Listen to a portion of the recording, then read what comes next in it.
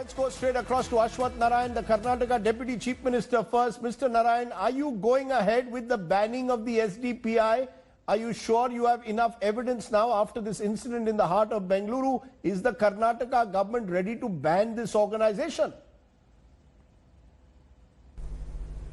Sir, even earlier, many of the incident, SDPI and PFI was involved. We are in that process of, getting the documentary evidence and the evidence, indicting them. And along with this, even the present situation, there are a lot of indication towards this organization.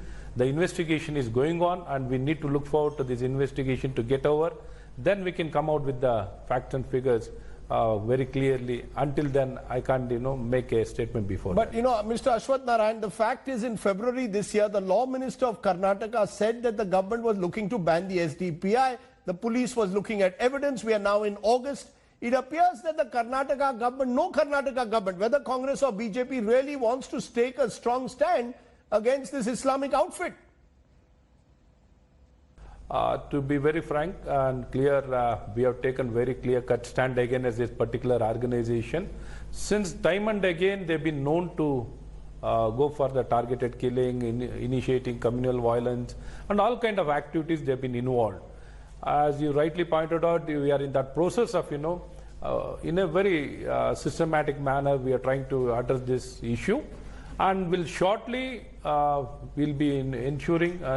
We'll be taking a very strong stand, and whatever required measures will be taken. And Mr. Narayan, I am getting the sense that the Karnataka government somewhere is wary of banning the SDPI. In the 2018 campaign in Karnataka, one of your promises was you were going to take a strong stand against them. You accused them of targeting BJP workers, especially in coastal Karnataka. We are in 2020. You have been in power now for over 12 months.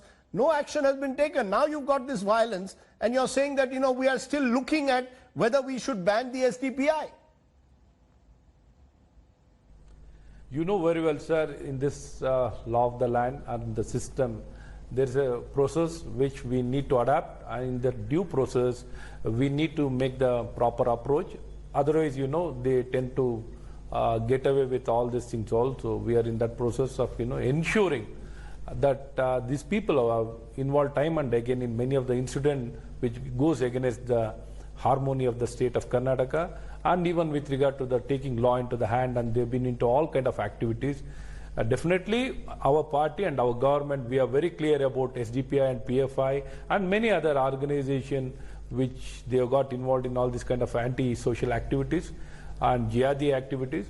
Definitely we'll be looking forward to take action against these organizations. But Mr. Ashwath Narayan, in 2018, as I said, this was part of your election plan. Now you're suddenly saying due process. That's fair enough.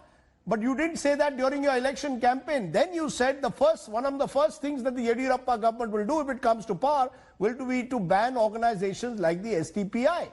We have this incident in the heart of Bengaluru, and it appears that the government somewhere is not sure how far to go.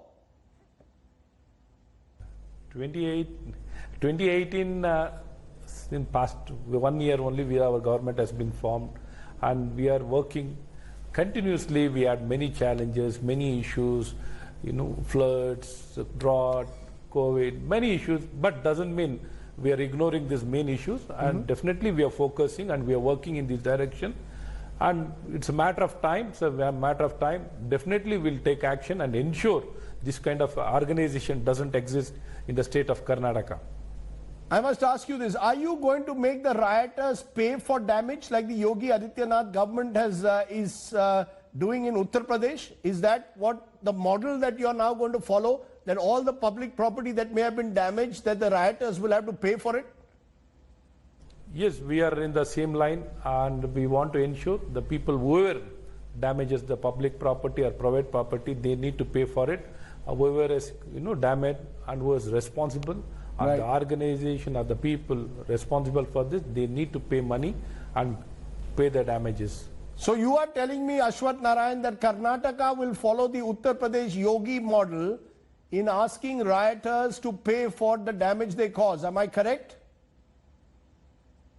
Yeah, definitely. This is the law. This is the law of the land says the people who are damaged, they need to pay for it. And this is what we are going to adapt and ensure whoever damages the public property or the private property, they need to bear the cost. Why the state has to bear the cost for the damage being done by these kind of rioters, antisocial elements or GID elements? We are not going to bear the cost. We will ensure the people who are damaged, they will have to pay for it.